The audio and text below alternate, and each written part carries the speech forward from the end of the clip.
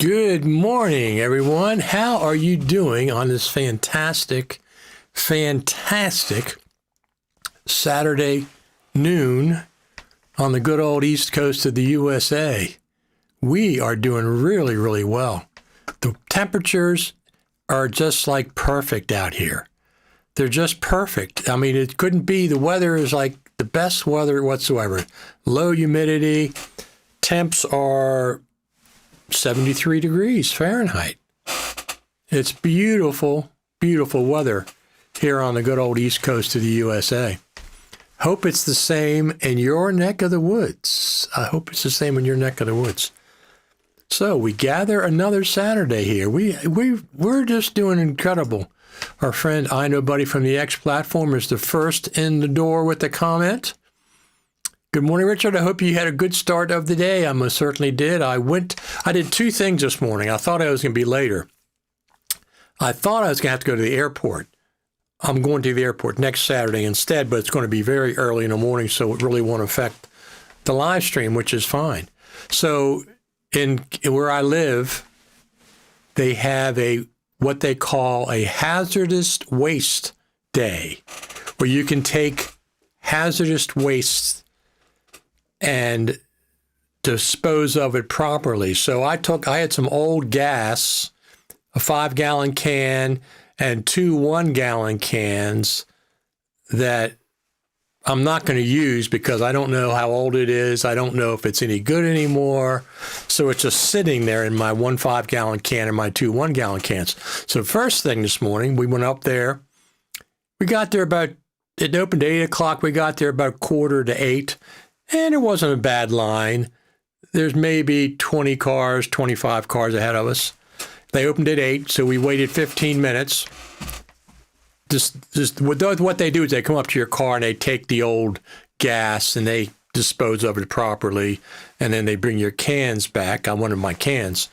So we did that, and I got there 7:45. I said, I'll wait 15 minutes so I can be up further in line. When we left, the line was forever. When we left, the line was out through the roof, out to the main road. So I'm glad we went early and spent 15 minutes before it opened up. Then we went to the Humane Society, who had a big our local Humane Society, who had a big yard sale. They have a big yard sale. Great weather here. Did some grilling outdoors. There's nothing better than outdoor grilling for food. Hamburgers, hot dogs, chicken, whatever you like. I really like that. Our friend Daniel says, good morning from Quebec.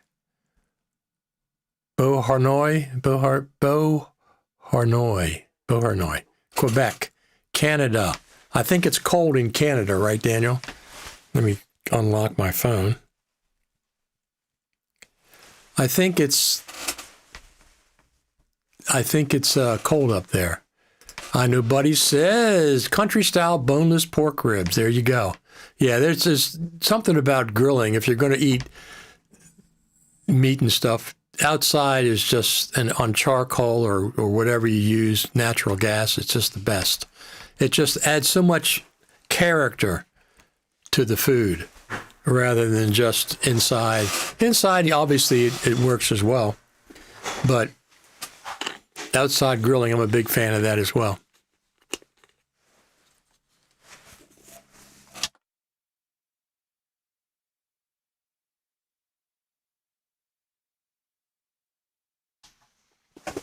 So, what do we think is going to be going on with the Apple M5 event? By the way, some people owe me some coffees, right? There's a couple of people on this live stream that owe me buy me a coffees because they were saying there's not going to be an update to Final Cut. Somebody, I forget who the bet was, but anyway, buymeacoffee.com/Richard Taylor. That's where you go to buy me coffees.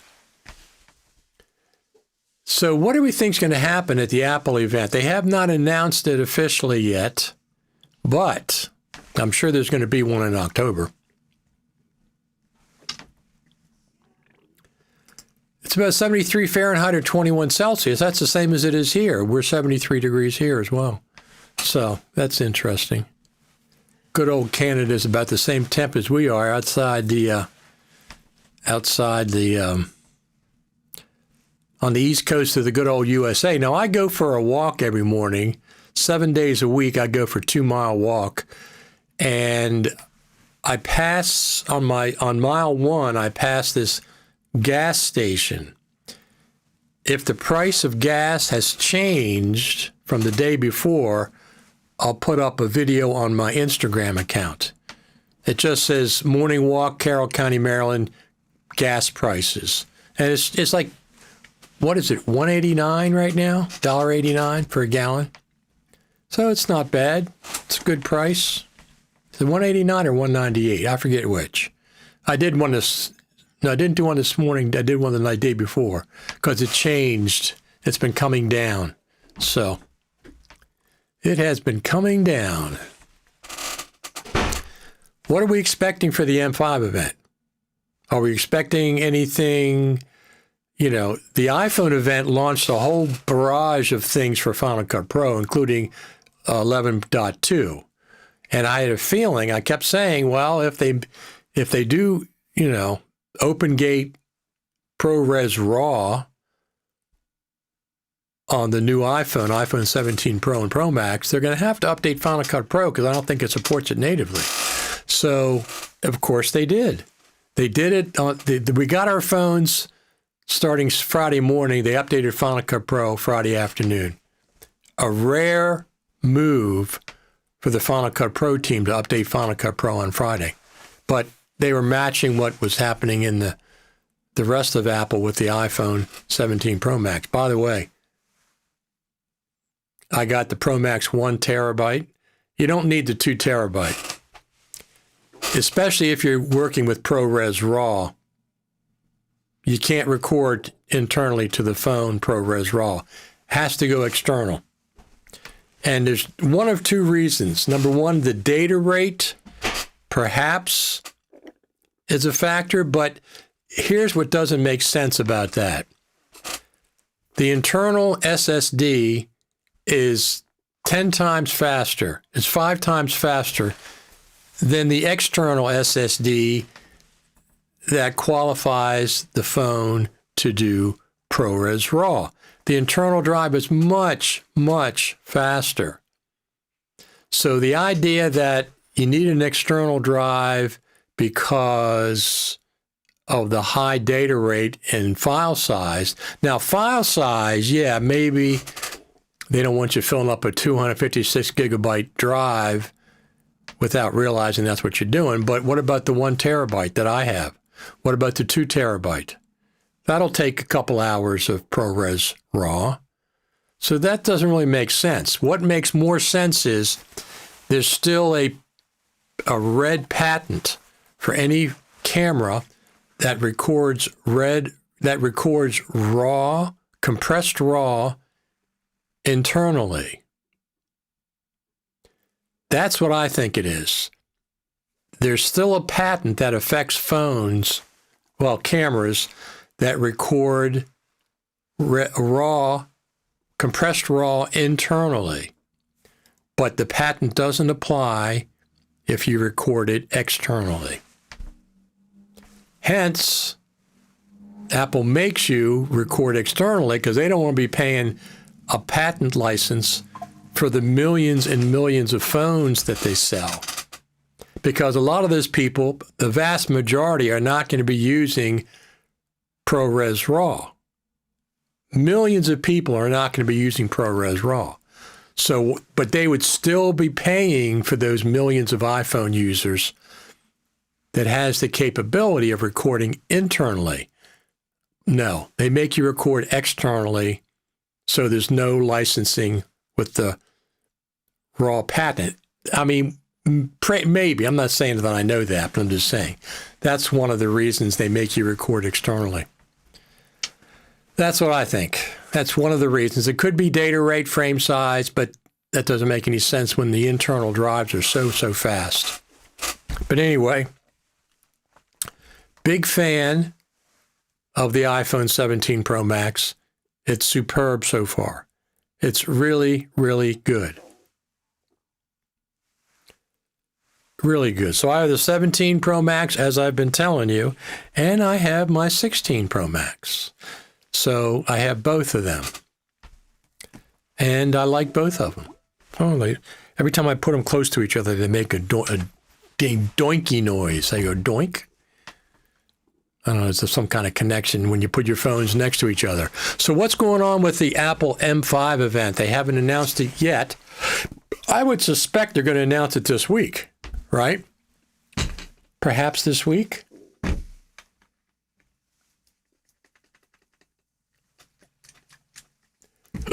That's what I would suspect this week. So they'll announce it a week or 10 days ahead. And then what are they going to announce? I mean, obvious things are somebody already leaked an M5 iPad Pro. Somebody in Russia had one and they were showing it off. So if it's real, you can't tell these days because it's easy to fake. But they were talking about that. And M5 Mac Mini Pro, maybe. I probably won't be updating. I'm probably fine the way I am for another year or so because everything's running fine on the M4. I have the M4 Mac Mini Pro and everything's running fine on it. And I have a MacBook Pro as backup, so.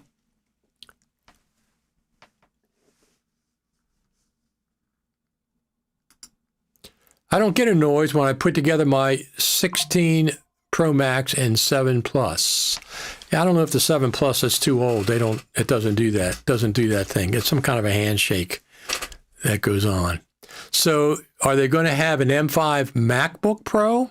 I would say that's a good possibility. An M5 iPad Pro, an M5 MacBook Pro. The Air I don't really care about, so I don't care if it does it. Mac Studio, I don't know. The Mac Studio is like one generation behind, typically, because they use 2 chips, and they're usually one generation behind so far. Like, I don't think there's an M4 Mac Studio, is there? I think there's an M3 Mac Studio, but I don't think there's an M4. So they're like one generation behind, probably. So we had our update to Final Cut Pro 11.2 with the iPhone event, which is not the first time it's happened. They did it 3 years ago when they brought out cinematic video. They updated Final Cut Pro around the iPhone event. So what's going to happen this time? We got to 11.2 in September. And what about the M5 event? Anything Final Cut Pro related?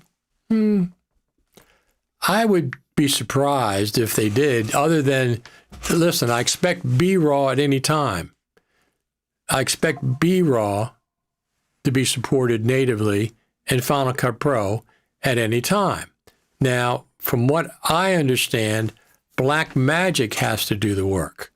Apple's already done the work. Apple, the Final Cut Pro team / Apple has already done the work. It's in the framework.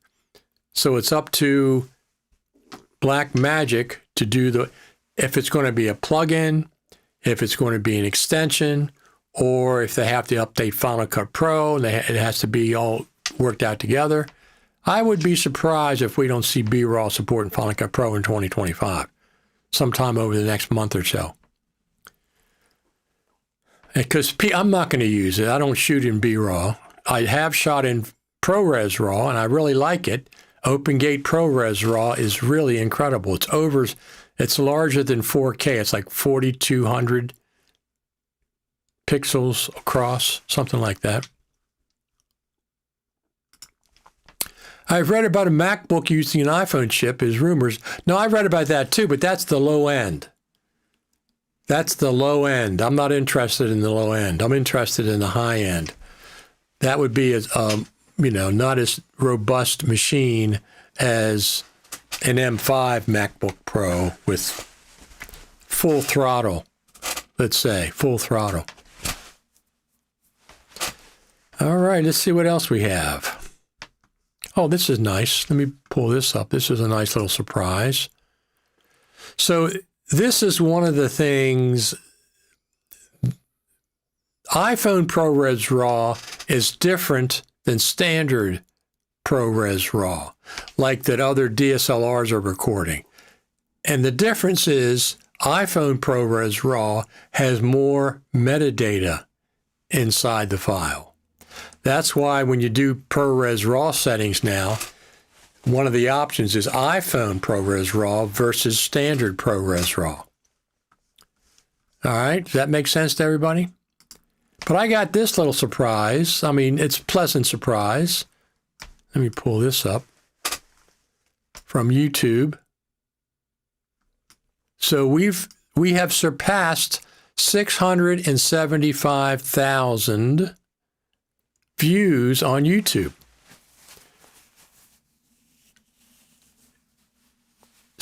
We've surpassed. We're on our way to 680,000 views on YouTube, which is nice. So we're going to hit 1 million views on YouTube in maybe next year. It could happen sooner, but I expect to be 700,000 by the end of this year. So that was a nice little surprise. Very nice.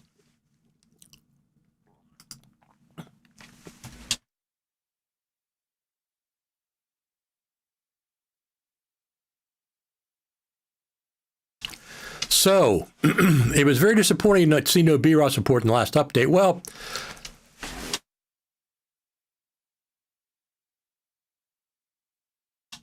the last update was a very specific update to support the iPhone 17 Pro Max, ProRes RAW, and OpenGate, and some other things. Time code, GenLock. That was very specific to the iPhone 17 Pro Max. So that wasn't a general public update, because most of the public that's using Final Cut Pro, they're not necessarily using an iPhone 17.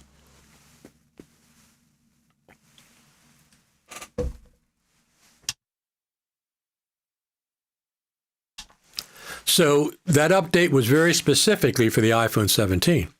So that means another one's coming. Now, I don't think necessarily that Final Cut Pro has to be updated in order for BRAW to be incorporated. I think, not knowing, I'm not a developer, but it seems to me that Blackmagic has to do either a plugin or probably be free, or an extension for Final Cut Pro. And that doesn't necessarily mean Final Cut Pro has to be updated. It might have to be updated, but not necessarily. They could release a plugin without updating Final Cut Pro. Plugins are released all the time, new plugins. I don't know if that's the case here, but it certainly could be, that we don't need an update for Final Cut. We just need the work from Blackmagic. How are you, sir? I'm not getting the iPhone 17 Pro Max. I plan to get the new camera that fits nicely in the palm of your hand, that shoots 6K RAW, works in conjunction nicely with Apple ecosystem. What camera is that?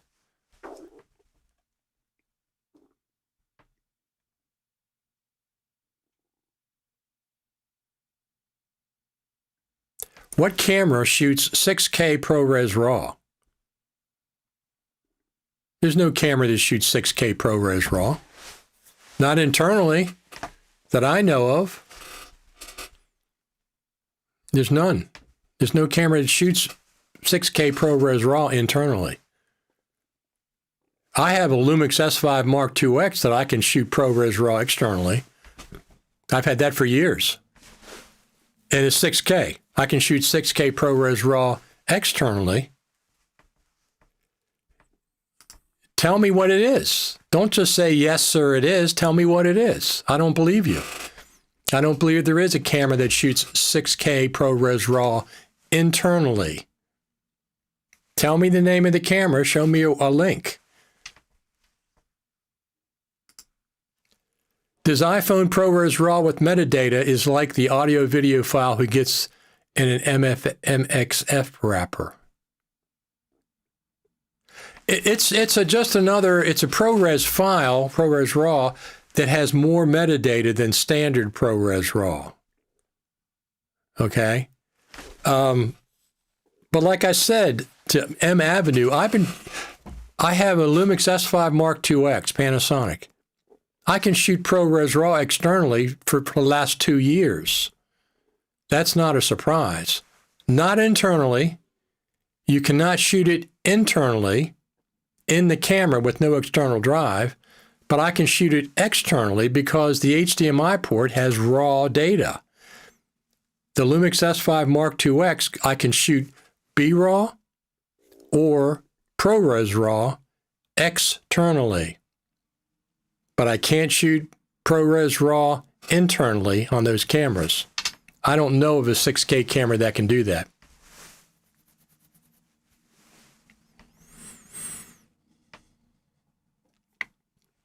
So tell me what camera you're talking about, and I'll take a look and see what's going on, but I doubt it. I doubt there's 6K internal ProRes RAW recording on any camera right now. ProRes, yeah, but not ProRes RAW. My Lumix S5 Mark IIX shoots ProRes internally. It's not the same as RAW. Apple owns ProRes, so there's no licensing problem recording it internally. I think there's still a licensing issue with shooting compressed RAW internally. You have to pay a licensing fee, I think. So iPhone ProRes RAW has more metadata than standard ProRes RAW. Apple injected that with the recent update.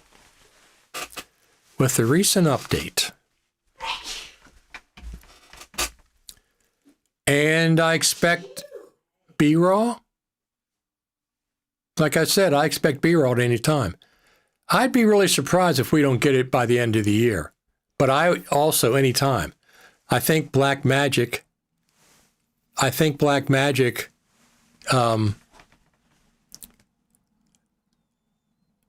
has to do the work. I apologize, it's externally. Yeah, I know that, but I've had a Lumix S5 Mark IIX for 2 years. For 2 years, that records ProRes RAW externally. I've had it for 2 years. HDMI exports raw data, and you need to record to an Atomos recorder for ProRes RAW or a Blackmagic recorder for BRAW. But that I've had that for 2 years. That's nothing new. That is nothing new.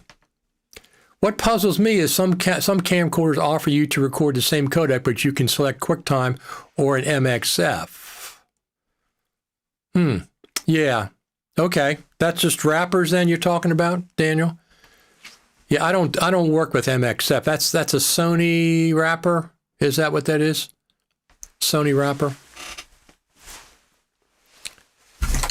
Let me just, I dripped something on here. My hand keeps getting wet.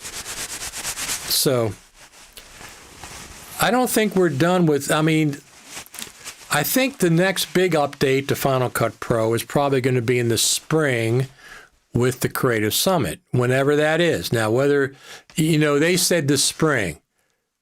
Do they mean literally the spring? Do they mean literally the spring, or do they mean just next year? So literally the spring means March 21st or later, because spring arrives on March the 20th, my birthday. So if it's March the 21st or later, if that's what they're saying spring is, well, it's not going to be at the end of March, because FMC, who puts on the Creative Summit with Apple, is very involved with NAB, which is at the beginning of April. So it won't be in that time period. I doubt it, because FMC is too busy. It won't be at the beginning or middle of April, because once again, FMC is too busy with NAB. It could be, if they mean literal spring, it would be toward the end of April or sometime in May. Won't be June, because you got WWDC in June. And once again, Apple's too busy to be involved with the Creative Summit at that point. So if they don't mean literal spring, it could happen in February. Even though it's technically winter, it's not spring. They could put it on in February. even into the beginning of March. But if they mean literal spring, it's probably going to be at the end of April or in May. That's my guess. At the Creative Summit, that means that's when you're going to get your next big update to Final Cut Pro. But it's an amazing camera that is very compact camera and works great with Final Cut.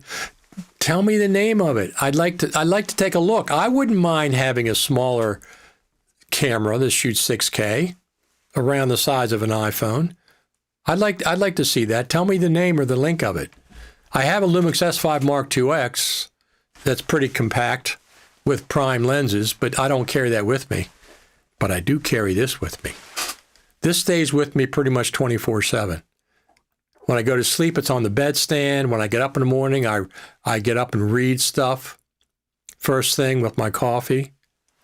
It's with me all the time. But it depends on how big the other camera you're talking about. Tell me the name of it, and now I'm curious which one you're talking about. But do I need 6K? 4K is doing fine. I think many Pro NLE and camcorders can record MXF. I think it's about metadata. Who informs the NLE about many shooting parameters and settings of the camera? Gotcha. That I understand. The MXF is a Sony thing, though, isn't it? Isn't that a Sony contraption they put video in somehow? And I understand it's metadata. That's absolutely true. Absolutely true. So I think we're going to see, I would say they might do it at the end of October, the Apple M5 event, which will be all about Macs, maybe the iPad Pro or iPad. It could be about Macs and the iPad. It's not going to be about phones. We know that. It's not going to be about Apple Watches. We know that because we have both of those already from September. But M5 Mac Mini Pro, I'm not going to trade mine in, but I'd be curious. Mine's doing fine. Mine's completely doing fine. So I don't need that. I do need the iPhones.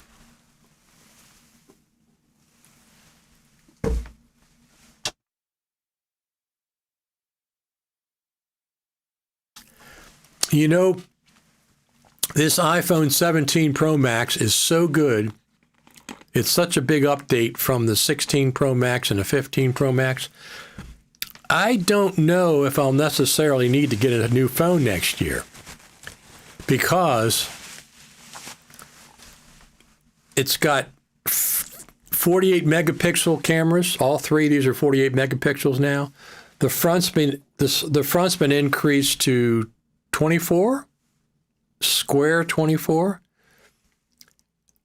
I don't care about 6K, to be honest. I mean, my Lumix S5 Mark IIX shoots 6K, either in 16:9 or open gate, the full sensor size. But when I use the Lumix, I shoot in 6K. Why not? But I don't shoot ProRes 6K. I just shoot H.265. So,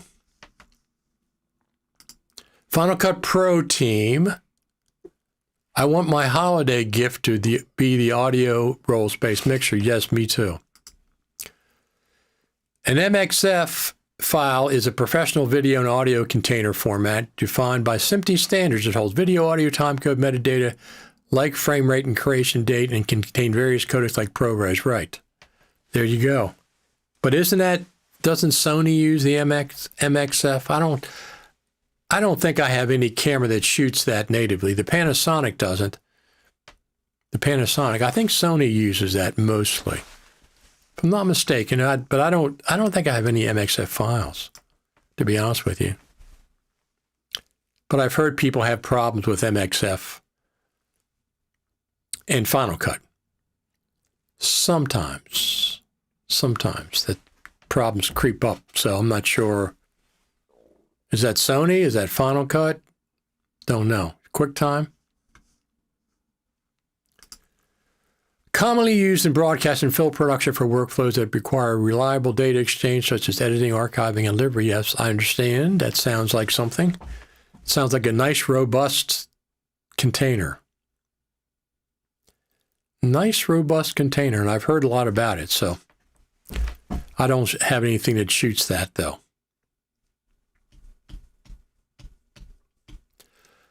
So I am getting ready. Well, let me just do this. Here's a movie for us. So I did a video this week, and let me do this. Corner border shape custom. So I did a video this week when I had the DJI Mic 2 system. I had a problem one time with Facebook Live. I was a live stream. I had my DJI Mic 2 receiver plugged into my phone. I had a mic on me. I went live. And after about 5 minutes, I like to check the stream for audio with my other phone. No audio. There was no audio because the DJI Mic 2 does not work with Facebook Live. It's the weirdest thing that it doesn't work with Facebook Live, but it did not work with Facebook Live. So I came home in this exact same spot, turned on Facebook Live, and started plugging in different microphones to see if it was a Facebook Live problem or a microphone problem. It was absolutely the DJI Mic 2. It was the only mic that didn't work with Facebook Live, plugged directly in. It did not work with Facebook Live. The receiver does not work with Facebook Live. That was my experience, and I tried it. I tried multiple microphones that morning. It was an actual live stream. The Boya mic worked fine. Other external mics worked fine. The DJI, when I plugged that receiver in, did not work with Facebook Live. Well, this morning, I went out and did another Facebook Live. So I wanted to test my Hollyland Lark Max 2 with Facebook Live to make sure it worked with Facebook Live. This is what happened. I'm trying out Facebook Live with my Hollyland Lark Max 2 microphone system. I got an event coming up on Saturday, and I wanted to check it out. I guess I have to adjust that a little bit more. It's a little different than the camera. How about now? It doesn't look too bad. So let me do this.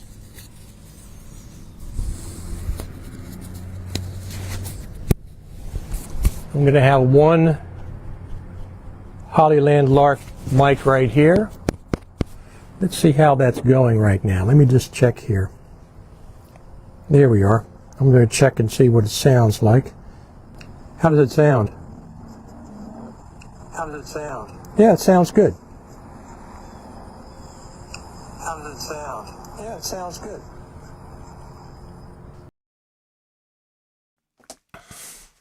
So the Hollyland Lark Max 2 worked flawlessly with Facebook Live.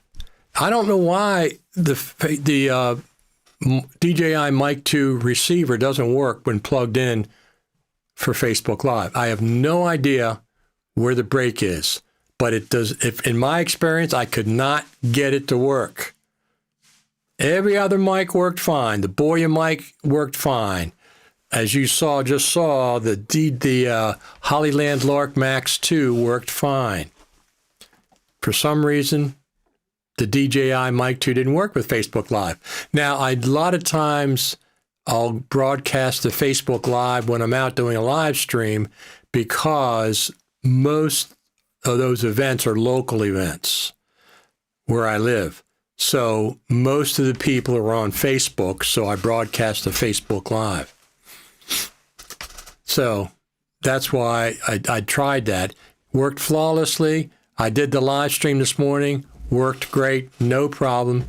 I just got to turn off the external microphone when I'm not using it because it's really loud and it competes with my lapel mic, which I have over here typically. It competes this volume and then that live microphone. It's a shotgun. They compete too much if nobody's talking. It's just crowd noise. So now I'm going to mute the shotgun mic unless I'm using it. I learned that this morning doing my live stream. Now that's what happens. That's why I do all these live streams. I mean, especially the ones out in the field, which the one this morning was. Do I have that? Let me see if I have some of that.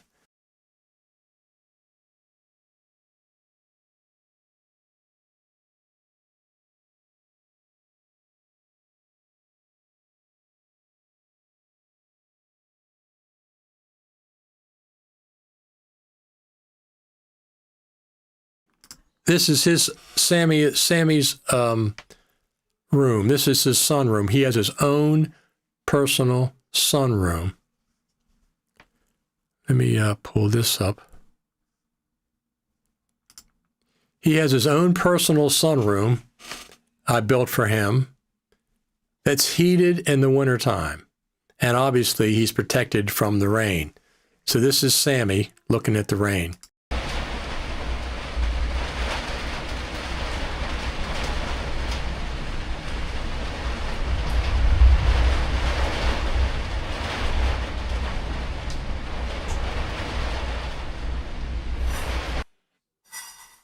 So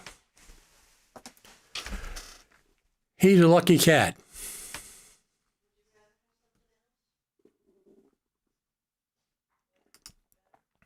Is Facebook versus YouTube streaming more finicky because Mike Eddy got a problem with his Final Cut Pro cookbook event? What about his second one? Is he having a problem with that one too?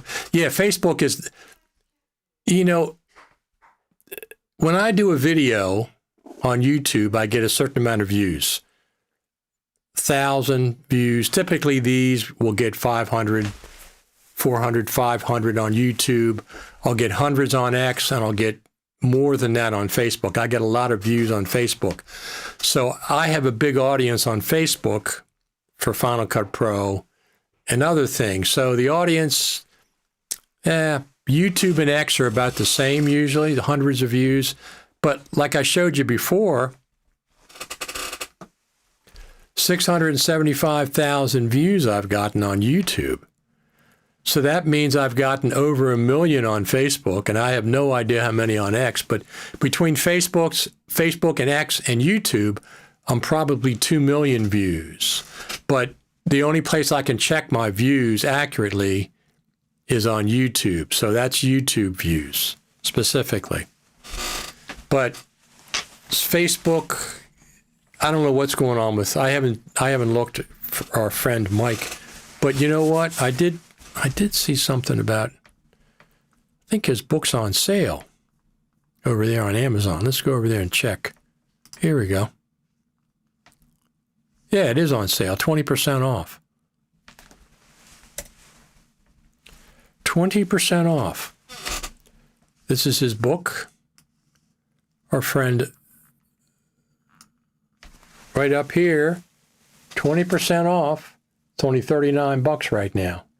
And the Kindle is $37.99, but the hardcover is $39. So this is his book.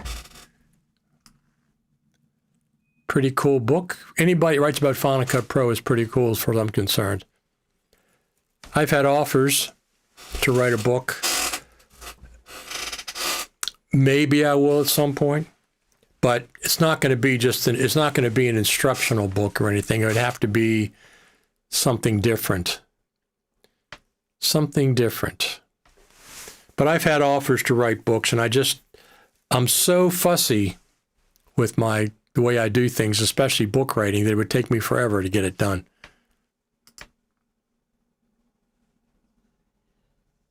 Just had my cat in for a checkup. Vax update, 16.5 years old, 11.83 pounds. That's pretty good. 16.5 years old is a good life for a cat. Some of our cats didn't make it to 16.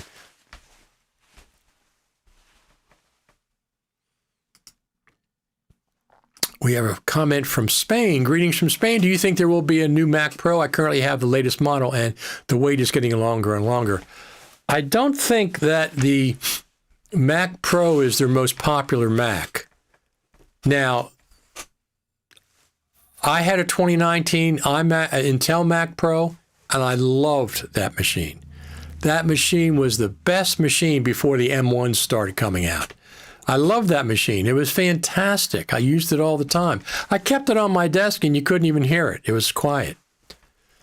So the M3 Ultra Mac Studio is tempting, but the Final Cut Pro Advantage is probably not that significant for my M2 Ultra Mac Pro. I agree with that. And at this point, I would wait for the Apple event and see what they come out with. Are they going to come out with an M4 Ultra Mac Studio?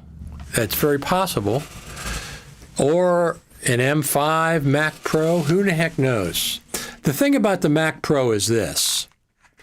I don't think that they're going to have to change the form factor anymore. I think the actual form factor, the outside of the Mac Pro is going to be the same. All they would do is change the motherboard, whatever the heck they have with M4s and M5s. Is it a motherboard like it used to be? I don't know. It's just all silicon on a chip. So who the heck knows? But just wait for the October event at least. Is duration for posting very different, YouTube versus Facebook and codec support? I think they're very similar. I don't even pay attention. I just upload it. So I prefer the quality of YouTube and the audience of YouTube. A lot of people are not on Facebook. A lot of people are not on Facebook. So that limits your audience right there. But my audience, I have a large audience on Facebook. So Final Cut audience. But I like YouTube, the quality of the videos, the ease of use. I just upload an MP4 or a .mov, H.264. I uploaded ProRes. No, I didn't update ProRes. I updated OpenGate video to YouTube. Okay, I updated that. Let me go there and show that for you. And it maintains the frame size. Let's go over here a second. So I uploaded it, and it did not change the aspect ratio. Let's go over there and look. Wait for this ad to go through. Skip. So this is the frame size that it uploaded.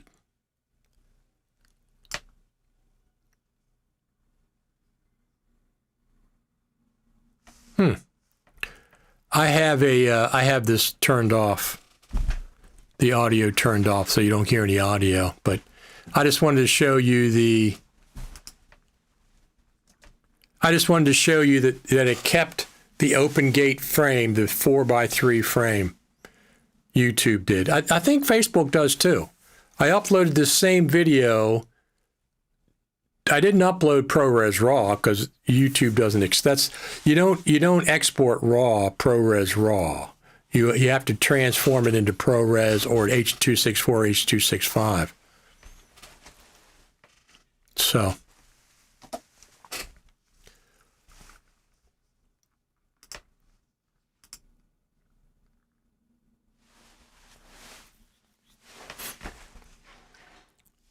I'm still getting more use out of my M1 Max MacBook Pro than my newer Mac Pro.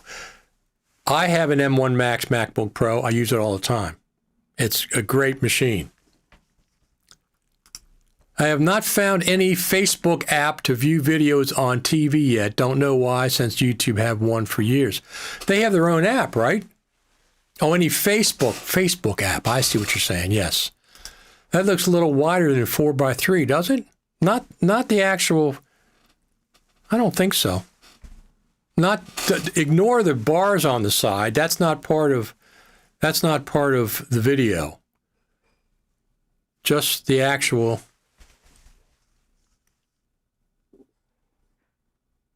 There you go. There's the full frame.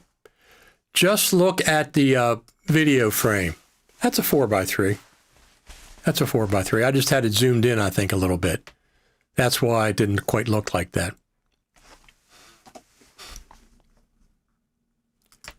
Do you think the Mac Pro is dead? I have lots of SSD PCI cards in it and get speeds of 1,200 megabytes a second, twice as fast as the built-in SSD. That's fantastic. I don't think so. I think they just have to update the insides and put a new one out. So I don't think they don't have to manufacture a new case, is my point. They shrunk it from the Intel sized. So I don't think it's dead necessarily. And there's professionals that need the Mac Pro. So since I don't think it costs them a lot of money, they don't have to remanufacture the case. All they have to do is put new insides out, PCIe cards, whatever. I don't think it's dead. I'd be surprised. The professionals need it. Do you think there's coming a Final Cut Pro update in October with a potential Apple event? No, I don't think so. Other than BRAW support, which can come at any time. Now, they certainly could release, well, here's the thing. 10.2.1 will be a bug fix. That could come within a month or so, 10.2.1. I would say certainly before the end of the year. Now, but are they going to sneak in a feature or two on that? They could. They could. Can BRAW happen between now and then? Yes, but I think that's Black Magic has to do the work. I don't think that's Final Cut Pro. Maybe both. Maybe they have to update Final Cut Pro and Black Magic has to do a new plugin for BRAW support. I don't know. But I don't think the Mac Pro is dead. Yeah, it was pushed in a bit. Sorry. That's why you thought it was off.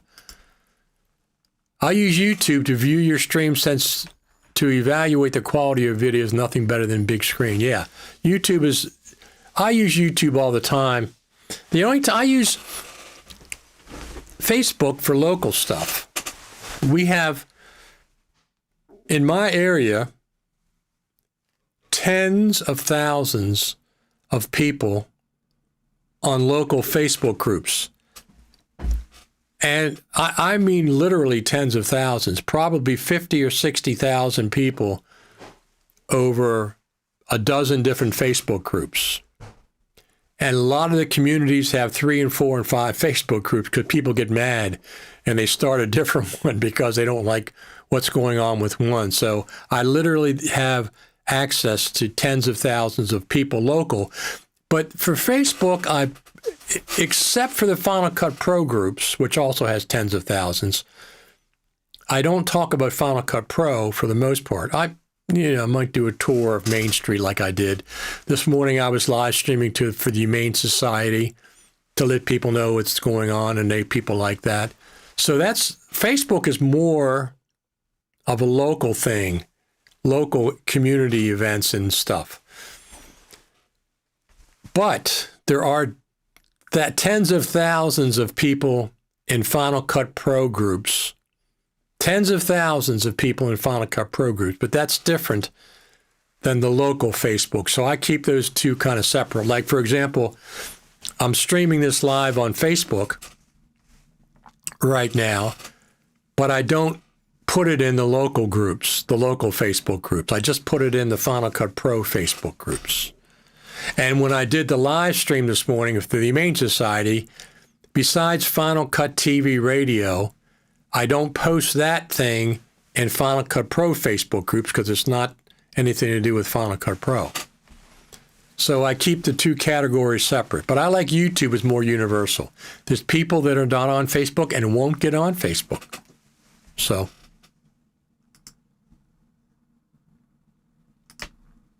I watch you on YouTube as well. Just use X to chat. No chat support on Apple TV. That's very interesting. Michelle says, early this year, I traded in my 2017 iMac Pro 27 to a Studio M4 Pro Max and love it. I'm sure that's a kick-ass machine, the Studio M4. Now, people have been saying there's not going to be another iMac Pro. I don't agree with that. I think there is going to be a new iMac Pro. I think there's going to be a bigger form factor. What are they at now? 27 inches? Are they at 27 or 24? I don't know what the iMac is. The iMac is 24 inches? The top one?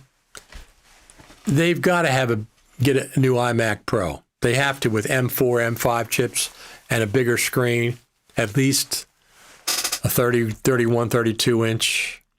I'd be tempted to get that myself at some point. I don't need it now. Like if my monitor went up, I got a 34-inch LG monitor. It's old. It's Thunderbolt 2. If this went up and they had a new iMac Pro and I wanted to update my Mac, I would consider getting one. So, all kinds of good stuff. But I do not think there's going to be an update to Final Cut Pro around the Apple event. But of course there could be, and we'd all be pleasantly surprised. We would all be pleasantly surprised. There's the backyard. There is the backyard.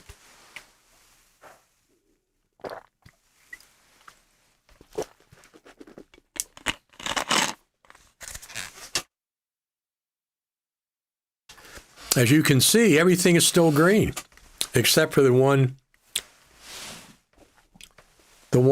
maple, red maple, Chinese maple right here that's red, that has dropped a lot of its leaves. The other oaks, they're still green. They're just starting to drop their leaves. Just starting to, so. Let me turn that off and turn this on.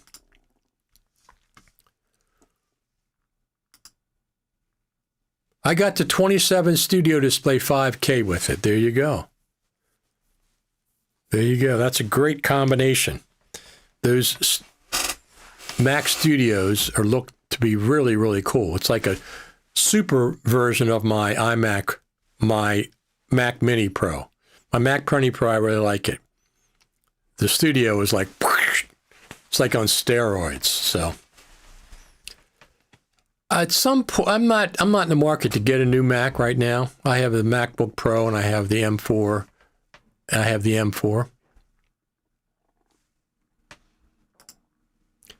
We here in Europe don't have access yet, but have you already tested the Sora 2 iPhone app for video? I've seen some of those videos online, and it looks pretty darn incredible. But I mean, is it going to take the place of a full-scale feature film? I doubt it. But we're still a ways from that. I think we're still going to have. It's fun to play with, and you can maybe include that in a feature film or whatever, but I don't think we're going to get a 2-hour documentary just done with, what is it called, Sora 2? But it certainly looks interesting. With the M chips, have you get more power inside of the form factor? Nobody can say for sure what Apple have in its mind. That's true. That is very, very true.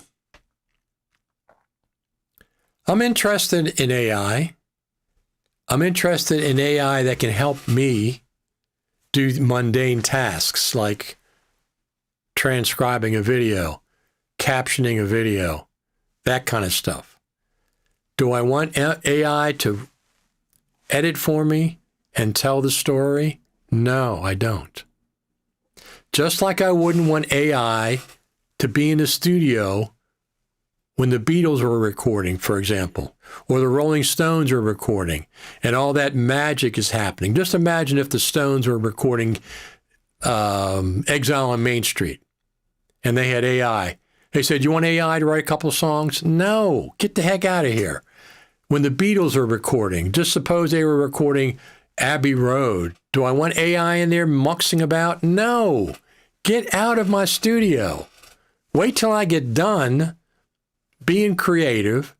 Wait till I get finished writing Hey Jude, or writing Long and Winding Road, or writing Get Back, or writing all the songs that the Beatles wrote. Then I'll use AI to transcribe them or whatever. But I don't want AI to be part of the creative process. I want that to be humans painting the same way. So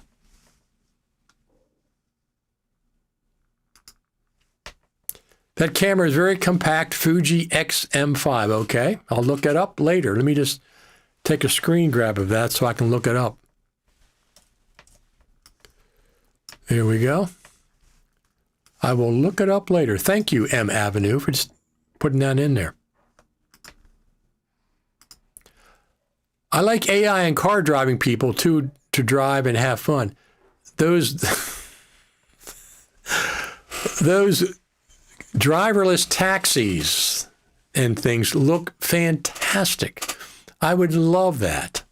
I would love to be able to rely on cars that can just say, hey, drive me over to the movie theater and drop me off and pick me up later. I don't have to worry about parking, for example, in a crowded place. I love that. And it's getting to the point where it's pretty darn reliable. So, yeah, the stuff like that is fine, but that's not being creative. The creative aspect, I want Paul McCartney to write Hey Jude. I want Paul McCartney to write Let It Be. I don't want Paul McCartney bringing in AI and say, hey, write me a song like Hey Jude and Let It Be combined. Write me a song like that. No. I want the artist to do it. I have very little respect for artists that use AI to write their songs for them. That doesn't interest me. I'm interested in human beings. I'm interested in what humans have to say. AI has its place, but it's not being creative. That's not part of it. I don't want it to edit for me, other than doing maybe a rough cut. And I would go and refine it, and I'm going to tell the story the way I want it told, not the way AI wants it told. If you do something different, that's completely fine. That's just the way I feel about it. So what else is going on? What else is going on?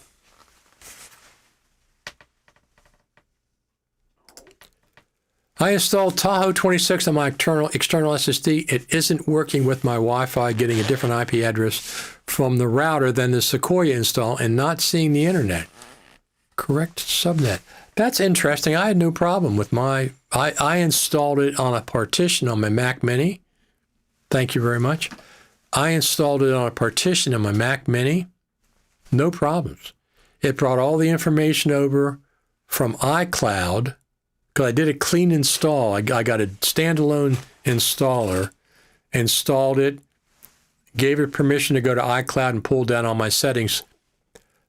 I didn't have to enter a password, nothing. It pulled them down all from iCloud, connected to Wi-Fi fine. I'm not sure what's going on with your situation, nobody.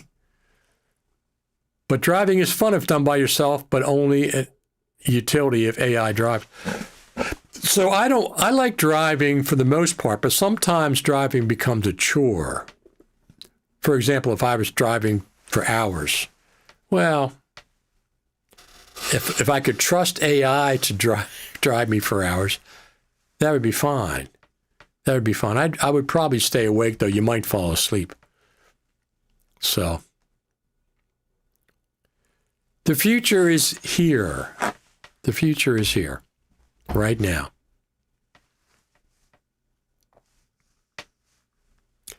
What else is going on? Anything else in the world of Final Cut? We don't have a whole lot going on. I'm looking forward to the Apple event. I would be surprised if they don't announce it this week. I'd be surprised if they don't announce it this week. Now, announce it this week, but it'll be for a week from now, 10 days from now, something like that, on a Tuesday, Wednesday, Thursday, Tuesday probably. Usually those events are Mondays, Tuesdays. So I would not be surprised to see it announced this week. Those tricky people over there at Apple headquarters, we'll give them a Round of applause for Final Cut Pro 11.2. Thank you very much. Thank you very much. My longest drive was from Lincoln, Nebraska to Austin, Texas, and back. Multiple stops for refueling, of course. I've driven down to Florida, and that's 19 hours, I think, to get to Jacksonville. At the north end of Florida, from where I am, it's about a 19-hour drive.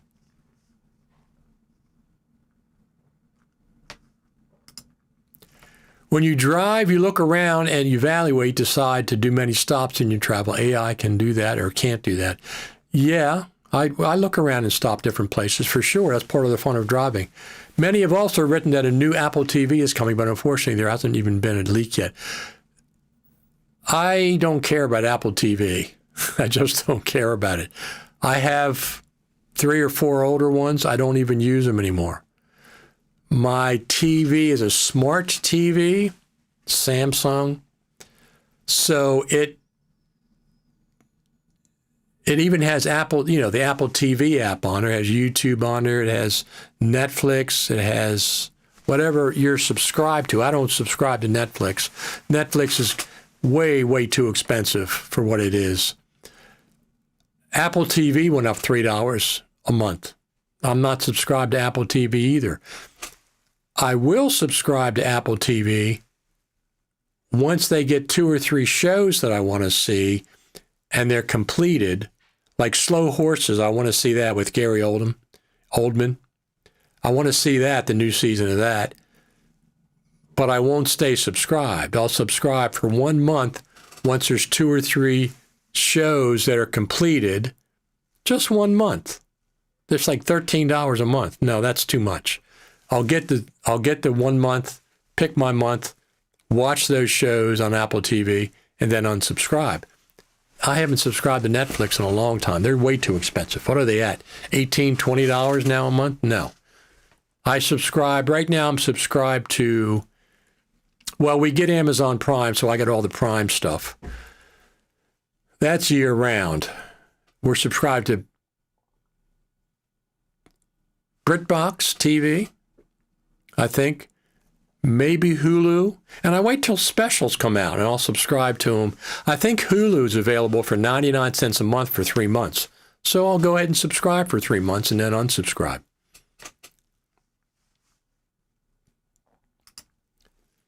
Sora 2 is insane. The AI looks unbelievably real. We really have to be careful with what we see online now since almost everything can be faked. It's been away for a while, but I agree with you. Sora 2 seems limited to portrait videos. I need to augment existing landscape videos from 4.3 to 16.9. Yeah, I keep seeing and hearing about Sora 2, and I'm certainly interested in it. And at some point, I'll probably play around with it, but it doesn't. I'll let other people do that, and I'll wait till they get it to the point where it's more user-friendly and maybe makes longer videos than 2 minutes, whatever the heck they're doing. I don't even know how many long they can do them, but I've seen some of the videos and I keep hearing about it, so we'll see what happens with that. So let me see, next Saturday, I'm going to the airport early, so I'll be back normal time. And it has a moving bug watermark to show it's AI. That is great. I like that.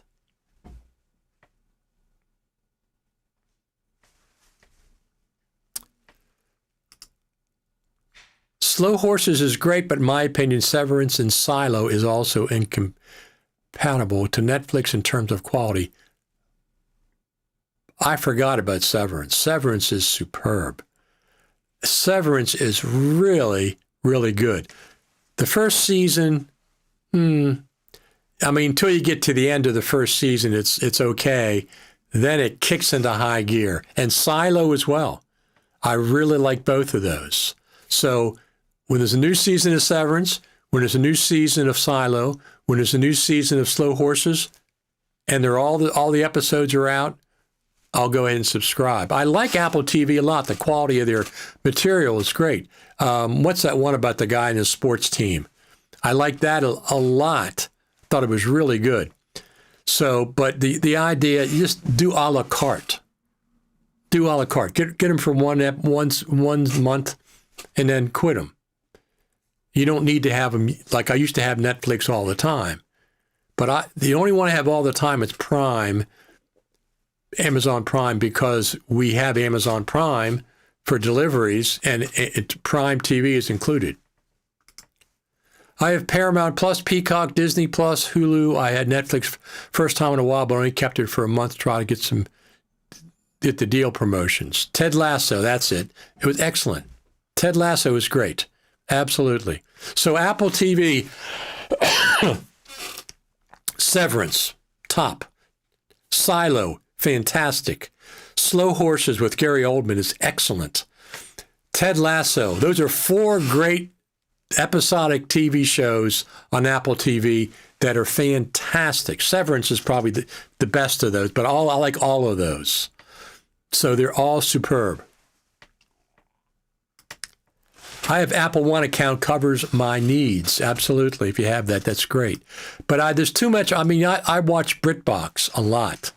I like BritBox. I like a lot of the detective shows that they have, and they're just really good acting, really good writing. So right now I have BritBox. Like I said, I always have Prime. And I probably get Hulu because they had a special in my mailbox for 99 cents a month for 3 months. Okay, you got me. I'll go ahead and get that for 3 months. I've read a few reviews that say smart TV's main problem is anytime they stop updating, you must change your screen. Less expensive than with an Apple TV or Fire Stick. I keep mine till they break. Smart TVs. I've had this Samsung. It wasn't that expensive. It's a 52-inch, something like that. I had the one before it was a Samsung, and they're just great. Apple serials or TV shows are good. Films miss more than hit. I don't disagree with that. Another series on Apple TV that I thought was superb was Shining Girls with Kate. What's her name? That actress. I forget what her name is. It's not Kate Moss, but it's something. Shining Girls was incredibly good. I had no idea what was going on for the first couple of seasons when that started. I was getting hints of some of the stuff because of the way it was started, and I got some hints, but I thought that was a great, great TV series. Shining Girls. Really, really good. I've seen a lot of good stuff on Apple TV, but I've seen a lot of good stuff on Netflix and a lot of good stuff on Prime. BritBox is where I'm at right now. Elizabeth Moss, that's it, not Kate Moss. Thank you, Eric. Thank you very much. Elizabeth Moss. I always call her Kate Moss because that name sticks in my head. Yeah, phenomenal series. I mean, science fiction, mystery, time travel, all mixed in. You wouldn't think with a name like Shining Girls, it would have all that. And then Elizabeth Moss, she's not known for starring in science fiction so much. She was in Office, the one with the Office, with the Mad Men. She was in that. That's one of the first things I saw. But anyway, that's an excellent series. If you have Apple TV, look up Shining Girls. It's really good. If you like science fiction, time travel, mystery, problem is not TV dead, but apps will be no more supported so you become up. I see the apps you're talking about, yeah. That very well could be. Elizabeth Moss. I have to remember that when I tell people about that show. And Silo's really good. Severance is superb. But Severance takes a while to get good. At the beginning, it's just kind of, what the heck's going on here? It's always interesting, but it really is good. Probably my favorite current TV show, it's not on Apple TV, From. From. From. Phenomenal show. I have no idea what the heck's going on in that show. MGM Plus, I think it's on or something. And it's one of the actors from this TV series Lost, Michael from Lost, is the main star. He's the sheriff. And Carlton Cuse, who also wrote Lost, is one of the producers or executive producers, but from FROM. I think there's been 3 seasons so far. It's the kind of stuff that I like. Some of my all-time favorite TV series shows. Twin Peaks, I'm a huge Twin Peaks fan. Lost, I'm a huge Lost fan. I thought that was a phenomenal TV series. And this From is really good. And what was the other one with, let me think. It was with the other guy that wrote Lost, Carlton Cuse, and what's the other guy's name? I forget what his name was. He did an excellent series called what? The Somethings. It was a great series. I'll have to look it up now while I'm sitting there thinking about it. Oh.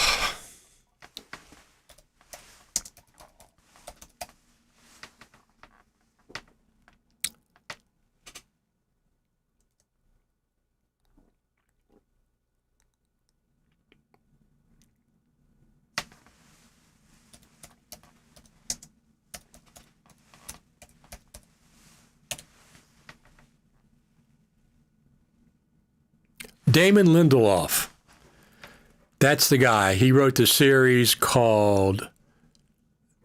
Come on, where's this series? Damon Lindelof. He did a great... No, come on. The Leftovers. The Leftovers is a superb TV series. I always remember it's something to do with food, and I can never remember what it is. The Leftovers, yeah. Damon Lindelof, excellent TV series. So, Twin Peaks, Lost, The Leftovers. Now From. These are all surreal, science fiction, other dimensionalities. Sometimes there's time travel. Lost, there certainly was time travel going to and from the island. Leftovers was great. I watched it just this last year for a second time. Phenomenal. If you like that stuff, I'm not saying everybody does. Yeah, J.J. Abrams is like the master, like some kind of a grand poobah for some of these shows, but Lindelof and Carlton Cuse were the main brains behind Lost. And then Carlton went off and did From, which is excellent. And Abrams did Leftovers, which is excellent. I love both of those shows.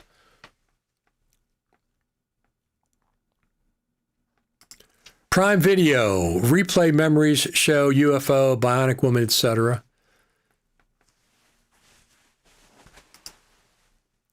I always thought about To Serve Man when thinking about The Leftovers. I'm not sure To Serve Man. I'm not familiar with that. But yeah, those were some great, and they keep coming out. I mean, Apple TV has Silo. It has Severance. It's like the continuation of this great stuff. I love stuff that I can't guess what's going to happen next. Maybe I get a clue.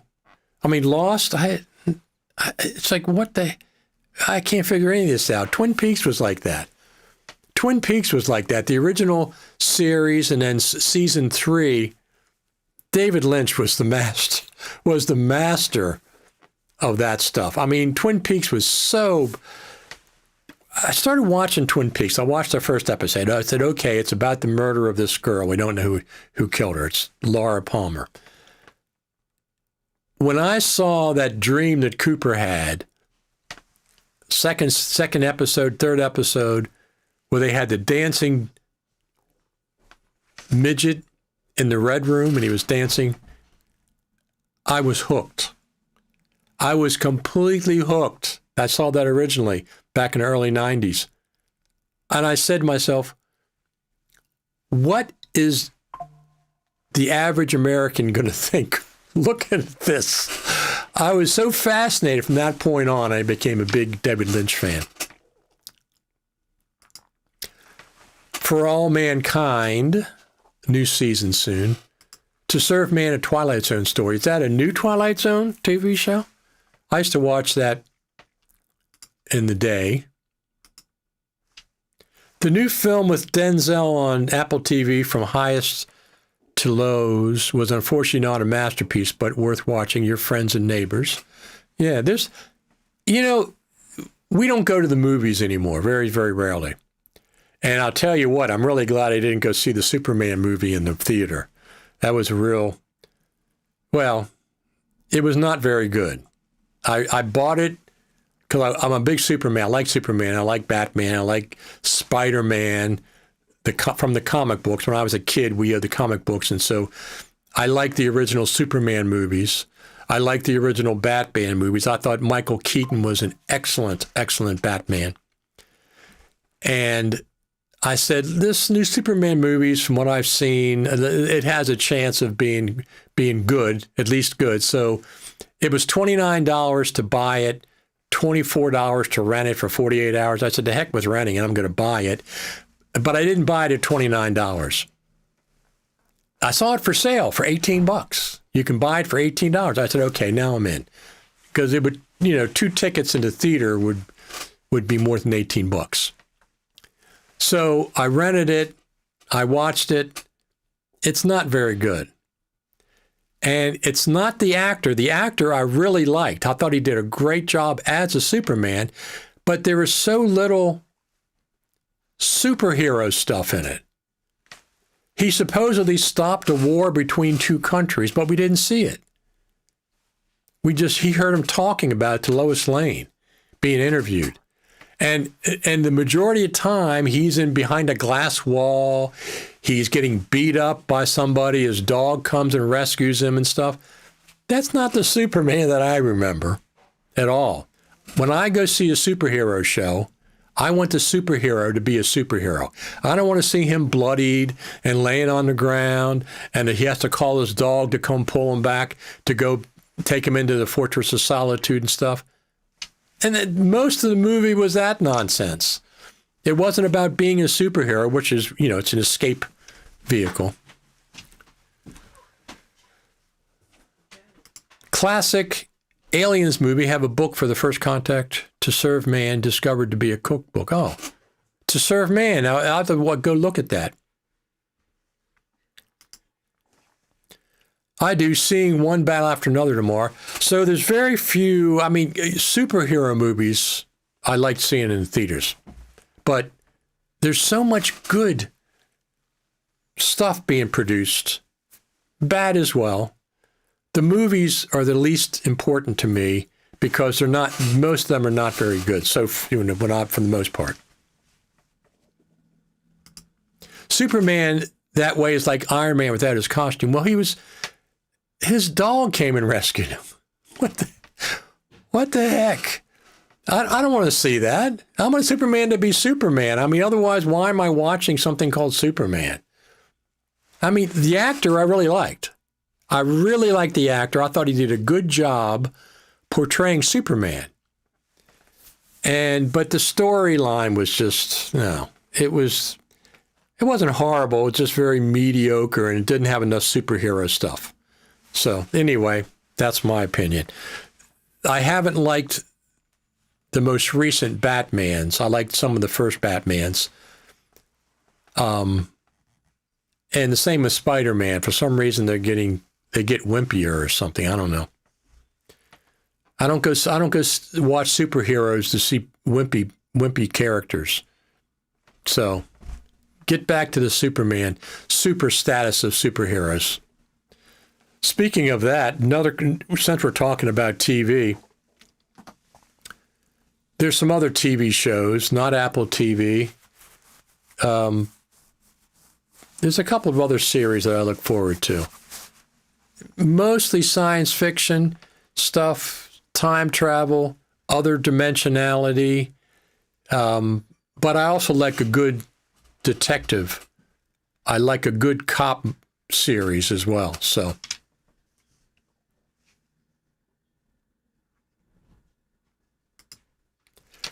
How often do you have to clean your Lumix sensor? Is it only if it's necessary? And do you clean your camera lenser on your Lumix? I've never cleaned my sensors. Never. On any of my Lumixes. I know that can be done, but I never have. I was surprised that movie Formula One was so good after all. I've heard a lot of good things about that. That's Apple TV, and I would go see that because I'm a big fan of Brad Pitt. I like him a lot. He picks good movies. Superhero movies are getting very weak, I think. I don't know what they need some better writers, people that appreciate the comic book versions and stuff. I mean, it's an escape. It's not supposed to reflect real life.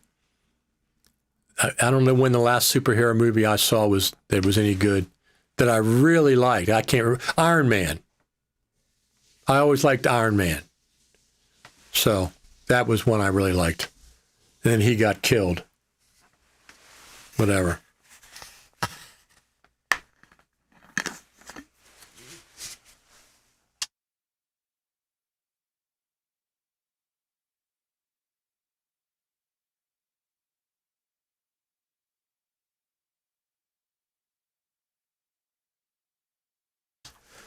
There we are. There we are. Let's do this. Here we go. So the sun is casting shadows in our backyard. What time is it? 1:27. There's a lot of severe shadows. Why are there so many shadows in our backyard, Jane? It's only 1:30 and the whole backyard has shadows in it. That seems weird.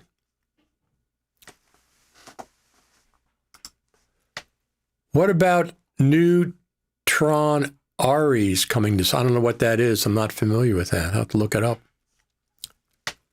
I don't know what that is.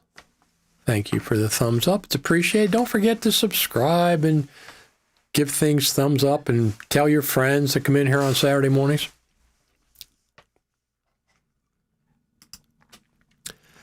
Now, see, this second one has said that. What is that? Tron Aries. Ours next weekend. I don't know what that is even.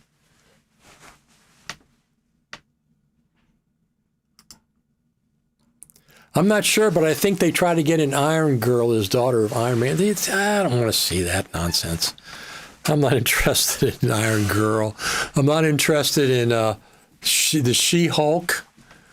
That's not interested. The Wonder Woman was fantastic. I don't want to see the son of Wonder Woman. I'm going to see Wonder Woman.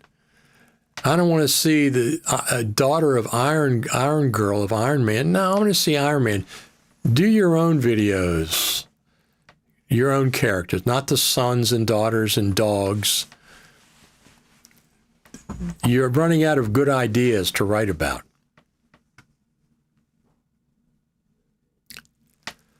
So anyway, what else is going on? Tron is sci-fi based off the original movie. Oh, from Tron. I remember Tron. I remember something about Tron, but I don't know if I ever saw it itself.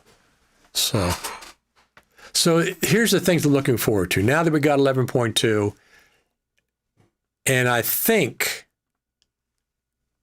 since I'm an iPhone 17 Pro Max user, I appreciate 11.2, but if you weren't an iPhone user, maybe not so much.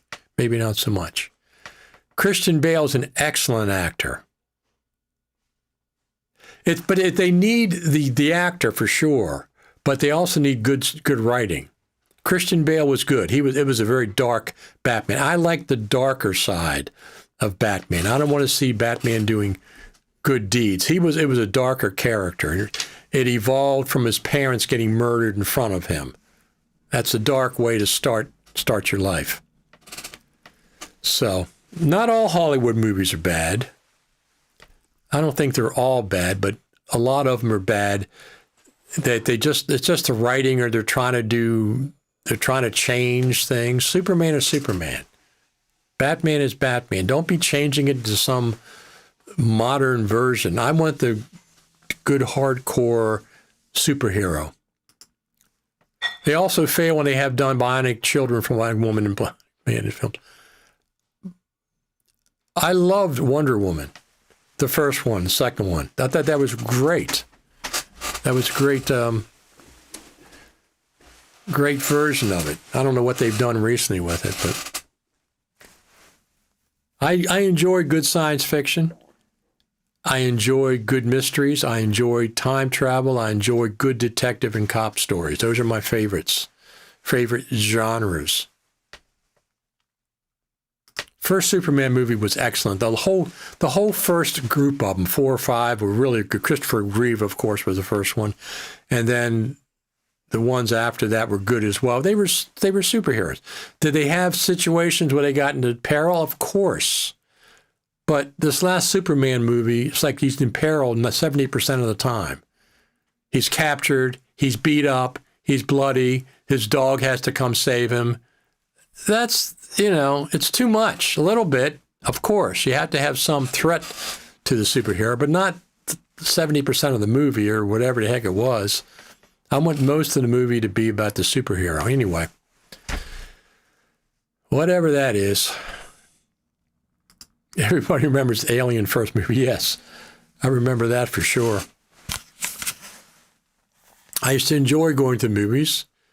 I would still go in some circumstances, mostly superhero, Star Wars kind of. Star Wars was another one that's taken a dive.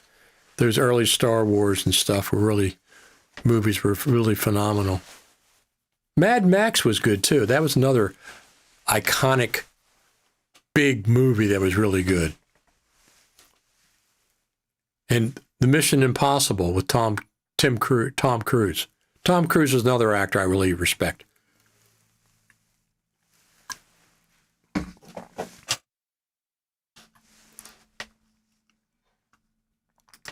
The Dark Knight is a great one too. Yeah, some of those the dark side of Batman, I like that.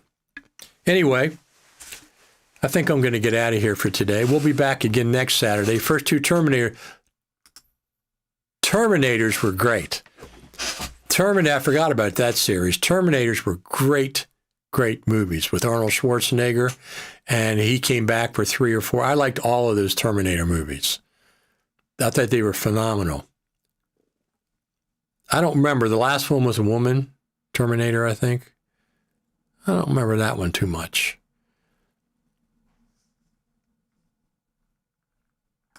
So many movies based on FX, but so little storyline.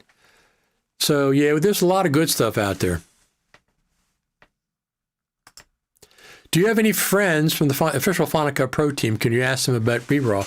I do have friends on the Final Cut Pro team, and I'm in communication with them occasionally. And I don't bug them about stuff, but we have conversations. BRAW has been supported since was announced last November at the Creative Summit, so over almost a year ago. I expect it at any time. Let's just say that. BRAW support should be coming at any time. But it's not up to Final Cut Pro unless they have to have a handshake. But Blackmagic has to do the work for the plugin, for the extension, whatever the heck it is, for the incorporation into Final Cut Pro. Could there be an update around BRAW to Final Cut Pro? Of course. Of course. I have no idea the technical aspects of making BRAW work in Final Cut. But I thought there could be just a plug-in or an extension, and then you'd have what you'd need. In that case, they'd have to just put it up on the App Store or put it up on their website, download it, install it, and then BRAW support. So it's coming. Anytime it could. I would be surprised if it didn't happen in 2025. They announced it over a year ago, the framework necessary. So I'd be surprised anytime. Anytime. Do I expect a new update to Final Cut Pro in 2025? Feature update? No, I don't. Bug fix? Yes, I do. Would I be surprised with the feature update in 2025? Yes, I would be very surprised. Pleasantly surprised. Pleasantly surprised. Final Cut Pro team. I would be pleasantly surprised.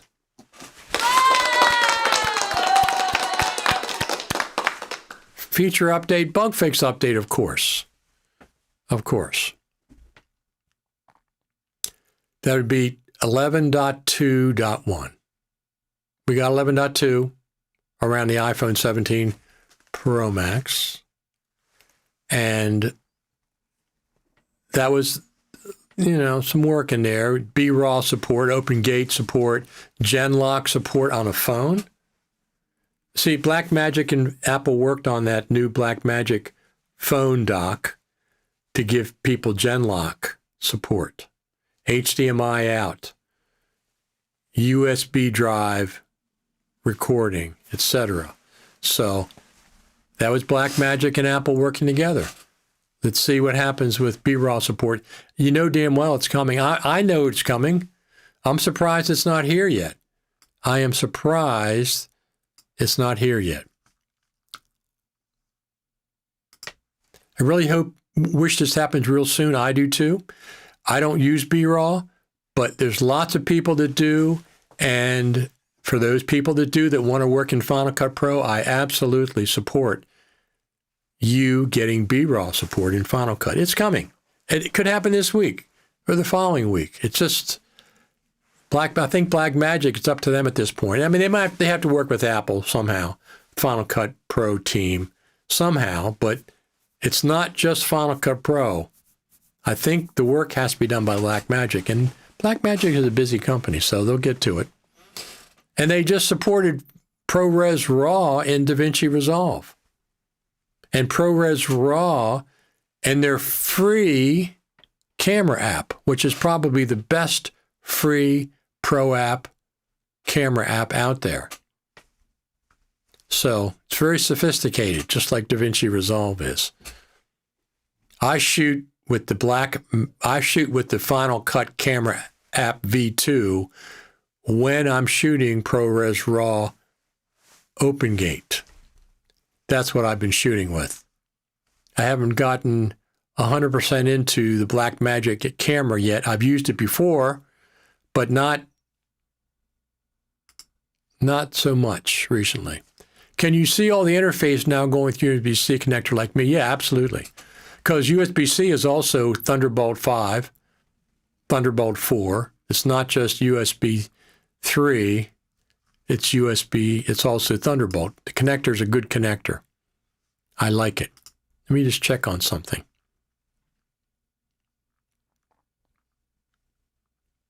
So we're expecting two things this fall. The Apple M5 event, probably in October, should be announced this week or next week. And I still think we're going to get BRAW support in Final Cut Pro, native BRAW support. Absolutely.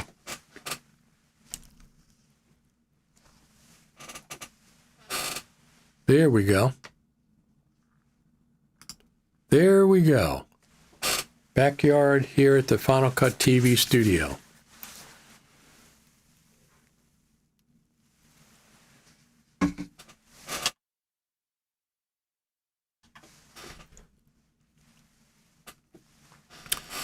There's Sammy Sam, our outdoor kid. Let me see what else we have.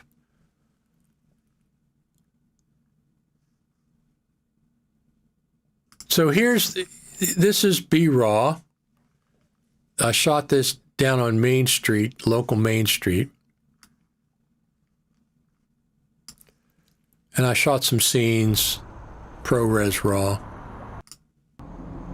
I figured I'd come down here on Main Street, USA, do a little bit of filming. I'm recording audio on my Hollyland Lark Max 2. It's on my screen and I can frame.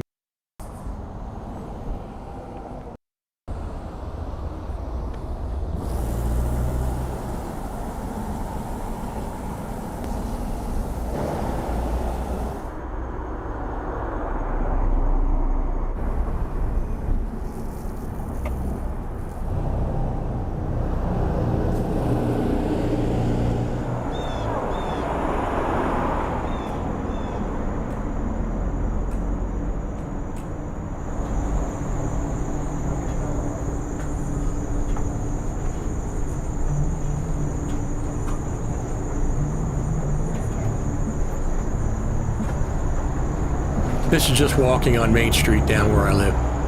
The little town down there.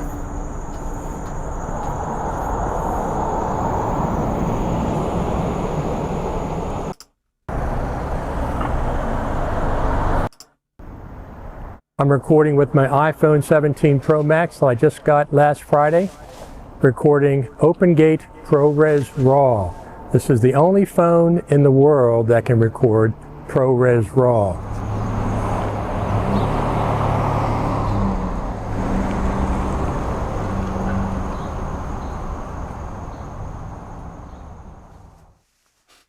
That is a good question. Why have you decided on 24p and not 30p? Because I switched from 30p to 24p because it saves me, when I record ProRes RAW, it saves me 10 or 15% storage space. That's the reason. ProRes RAW files are so big, I figured, let me just record in 24p. And since I'm recording ProRes RAW in 24p, I switched all my cameras to 24p. Every one for the time being. Now, I'm not shooting in ProRes RAW all the time, but I am shooting in ProRes RAW enough of the time that I'm just going to shoot in 24p to save that 10 or 15% in data file sizes. And can you really tell that much of a difference? I can't. 24 versus 30. I used to shoot in 24, then I switched to 30 across all my cameras. And then when ProRes RAW, like I said, the data files are so big, especially with OpenGate. OpenGate are very, very big files. They're just because you're whoosh, whoosh. They're over 4K. They're not 4K. They're over 4,200, 4,300, something like that. So that's why, to save on file sizes, that's exactly why I chose 24p. So here's what I predict. We'll have the Apple event, the M5 Apple event this month, maybe an announcement this week or the week after. Do I think that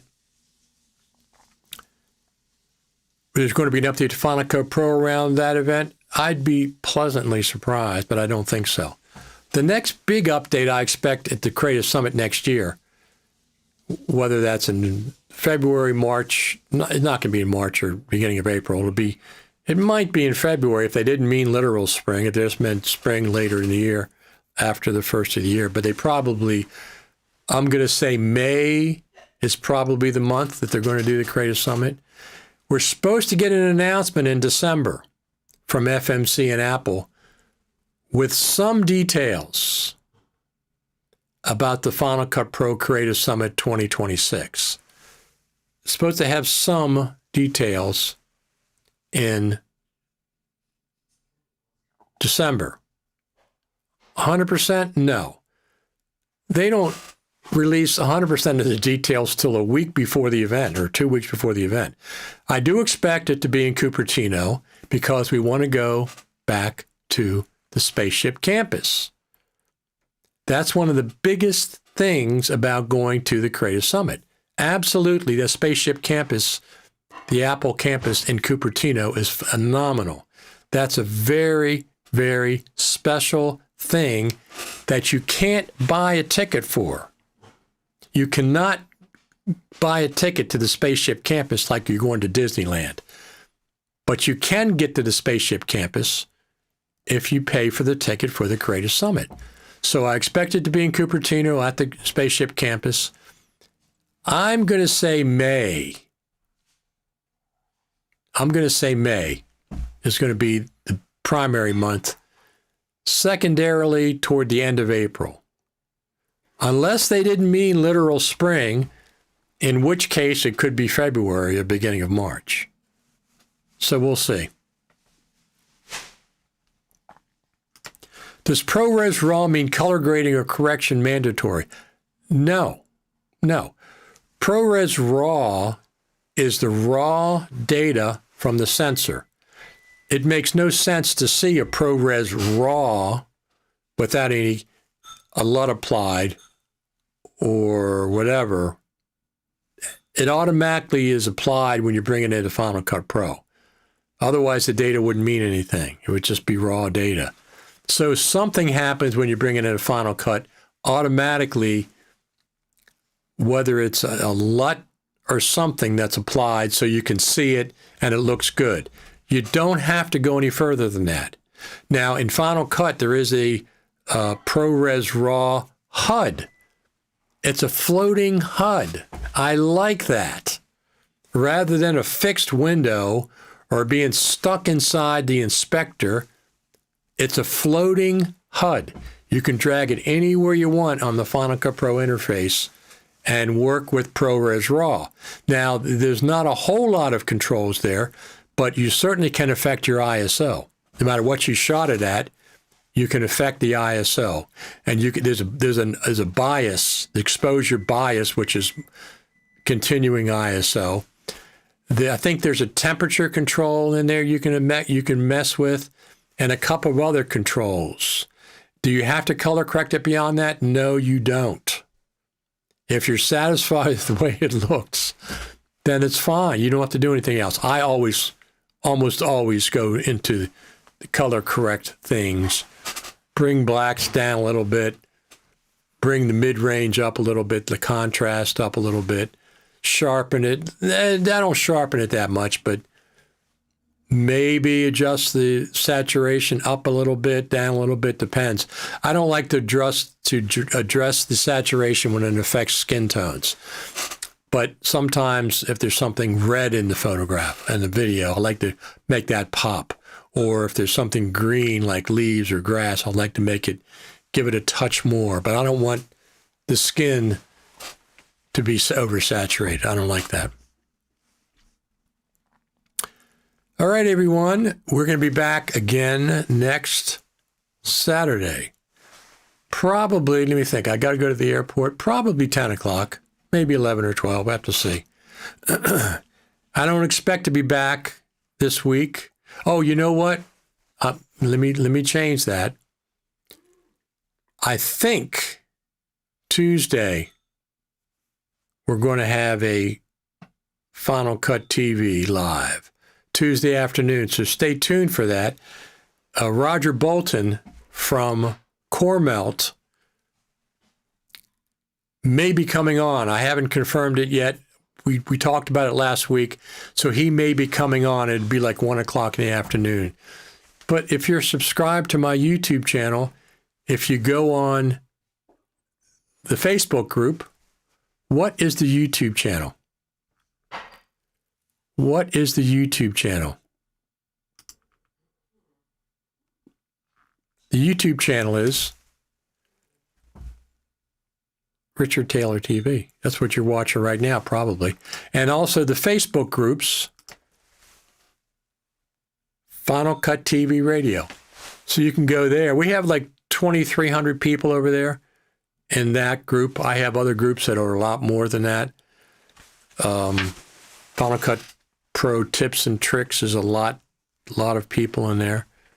So that's how you keep in touch.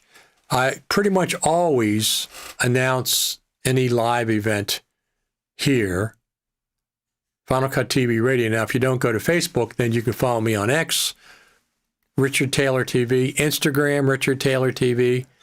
I think Blue Sky, I'm just Taylor TV. But I don't go to Blue Sky that much. I'm on X every day. Every day I'm on X. Every day I'm on Facebook. Those two are my social media. Instagram, once in a while. Blue Sky, I don't really particularly like Blue Sky, so I don't go over there that much, but I do have an account. I like to reserve my accounts, so I have them. But that's plenty of social media for me, mostly about Final Cut Pro, animal rescue. I'm involved with animal rescue, local events on Facebook, stuff. So I like making video for sure. And I really enjoy all of you showing up here every Saturday. I really enjoy all of you, and I want to give you a big round of applause. You're the best Final Cut Pro live audience of all. You are the best. We're going towards 680,000 views. That'll be happening shortly. And then we're going to go on to 700. We've reached 750,000. We're going to be 800,000 views probably this year. And then we'll go on towards 1 million views. Keep on getting it.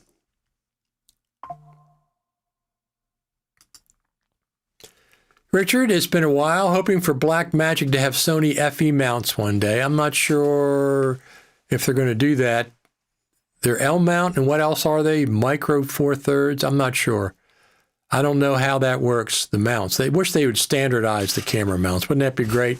So your lenses, you buy one set of lenses and they fit all the different cameras. Whatever. It's another way they get us. Mounts. Anyway, I'm going to get out of here. I'll see everybody next Saturday. If Tuesday, we're going to come back, I think, with Roger Bolton from Core Melt. I think so. So pay attention to that. It'll be 1 o'clock Tuesday afternoon, and we'll have Roger on to see what he's been up to. Exactly. They should standardize. That would be phenomenal. All right, everybody, I'm going to get out of here. Thanks, everybody, for tuning in. You're the best live audience of anybody. Thank you.